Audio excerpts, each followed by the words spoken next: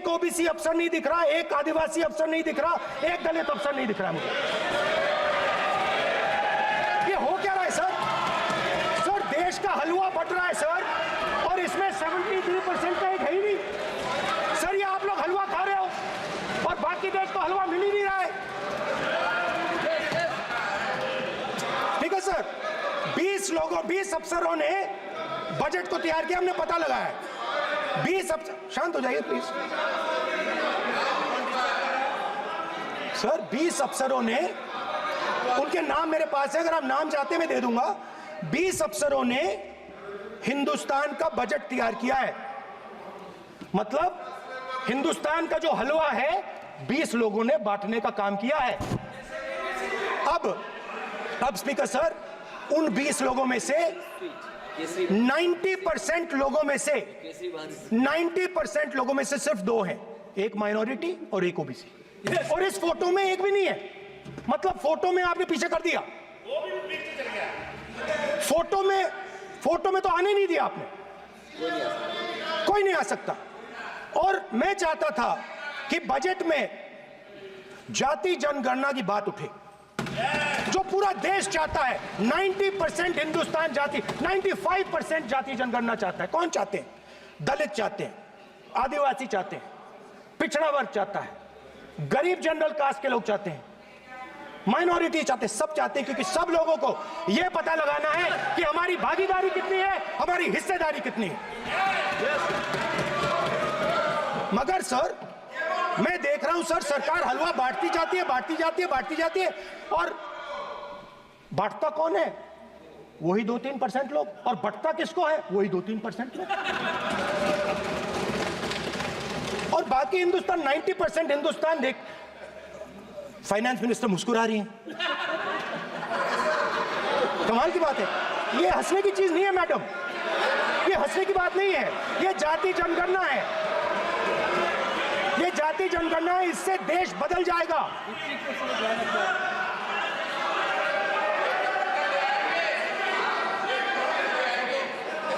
Sir आपको sir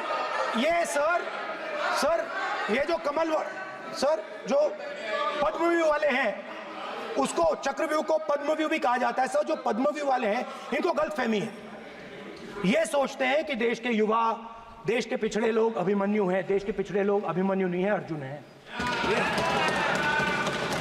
और वो जो आपका चक्रव्यूह है उसको फोड़ के फेंक देंगे, फेंकने वाले हैं। पहला कदम इंडिया गठबंधन ने ले लिया, पहला कदम इंडिया गठबंधन ने ले लिया। आपके प्रधानमंत्री की कॉन्फिडेंस को हमने उड़ा दिया।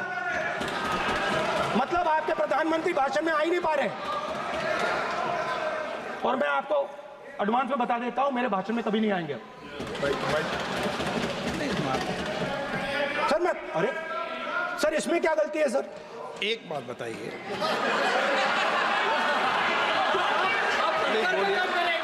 सर तो जो पद्मव्यूह वाले लोग हैं सर, जो कमल फॉर्मेशन वाले लोग हैं, उनको हिंदुस्तान का नेचर नहीं समझ आया। हिंसा, नफरत हिंदुस्तान का नेचर नहीं है, चक्रव्यूह हिंदुस्तान का नेचर नहीं है। हिंदुस्तान का नेचर अलग है। हिंदुस्तान के नेचर के बारे में अब मैं आपको बनाना चाहता हूं। हर धर्म में चक्रव्यूह के खिलाफ फॉर्मेशन होता है, हर धर्म में। माननीय सदस्य, आप जानते हो हिंदू धर्म में चक्रव्यूह का ऑपोजिट क्या होता है, जानते हो आप चेयर को एड्रेस। मैं बताता हूं सर। शिव की बारात होती है सर, शिव की बारात में कोई भी आ सकता है, किसी भी धर्म का कोई भी व्यक्ति आ सकता है, बारात में आ सकता है, नाच सकता है, गा सकता है, अपना सपना देख सकता है।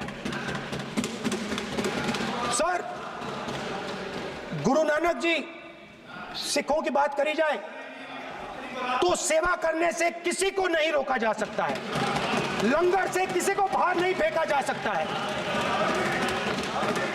सर इस्लाम में कोई भी मस्जिद में आ सकता है, चर्च में कोई भी घुस सकता है, संघा में कोई भी आ सकता है सर, मगर इनके चक्रव्यूह में सिर्फ 6 लोग हैं सर।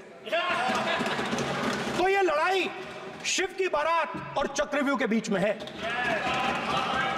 हम चक्रव्यूह तोड़ते हैं हम चक्रव्यूह तोड़ने का काम करते हैं। मनरेगा, हरी क्रांति, आजादी, कॉन्स्टिट्यूशन, ये चक्रव्यूह को तोड़ने के काम हैं। इससे देश में खुशी आती है, डर मिटता है, कॉन्फिडेंस आती है। आप पद्मव्यूह चक्रव्यूह बनाने का काम करते हो। चक्रव्यूह शिव की बारात को हरा ही नहीं सकता है। आप अपने इतिहास को देखिए, आप अपने आप को हिंदू कहते हो, आप हिंदू कहते हो, आप हिंदू धर्म को समझते नहीं हो।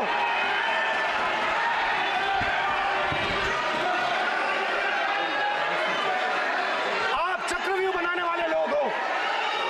आपका Hindu bogus bogus. Speaker sir, तो अंत में मैं ये कहना चाहता हूं, अब शांत हो जाए, खत्म कर रहा हूं सर, घबराइए मत, डरो मत, डरो मत। स्पीकर सर, सर कुछ महीने पहले सर, मैं जो आपने चक्रव्यूह, स्पीकर सर, जो चक्रव्यूह बनाए गए हैं, नहीं, कोई अपमान नहीं किया, मैंने कोई अपमान नहीं किया, मैं कर नहीं सकता कभी, जिंदगी भर मरने तक मैं अपमान नहीं कर सकता। क्या बात कर रहे हो आप, क्या बात कर रहे हो सर? तो आपने ये छोटे छोटे चक्रव्यूह बना रखे हैं, मैं इनको समझने की कोशिश करता हूं अपने छोटे से तरीके से। कुछ महीने पहले मैं 6-7 घंटे बढ़इयों के साथ काम किया। वहां विश्वकर्मा जी थे, उनसे मैंने एक सवाल पूछा। मैंने उनसे कहा कि आपको किस चीज से दुख होता है, किस चीज से आपको दर्द होता है? उन्होंने मुझे कहा, राहुल बात सुनिए, आपको समझ आ जाएगी, बात सुनिए, समझिए। सर इंटरप्ट कर रहे हैं सर, अब बोलिए, देखिए आप इतना इंटरप्ट करते हो और मैंने बोलते हो बैठे बैठे। आप तो पूरे भाषण में बेल में आ जाते हो, सवाल करते हो इंटरप्ट करने का। स्पीकर सर, तो मैंने विश्वकर्मा जी से पूछा कि आप यहां सालों से बढ़ाई का काम कर रहे हो, आप सालों काम पूरे देश में, अगर आप देखोगे मिलेंगे, ढूंढो, आपको अपने घर में नहीं मिलेंगे, पूरे देश में मिलेंगे, ढूंढो आप उनका जवाब।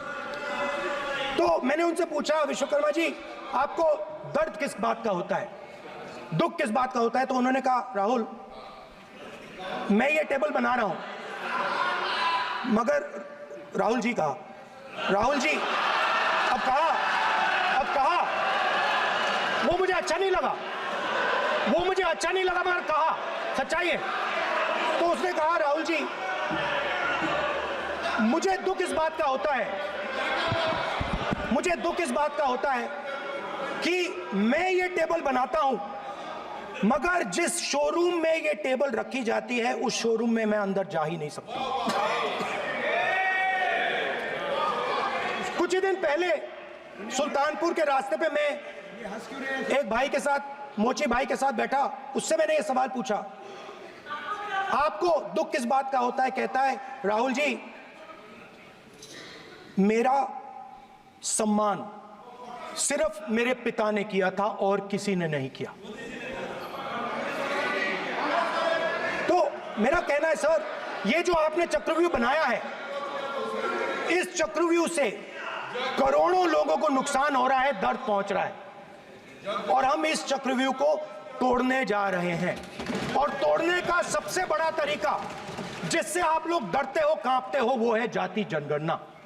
और जैसे मैंने कहा था कि इंडिया गठबंधन गारंटीड लीगल एमएसपी इस सदन में पास करेगी, वैसे ही मैं कह रहा हूं, आपको अच्छा लगे ना लगे, जाति जनगणना इस हाउस में, इस सदन में पास करके हम आपको दिखाएंगे।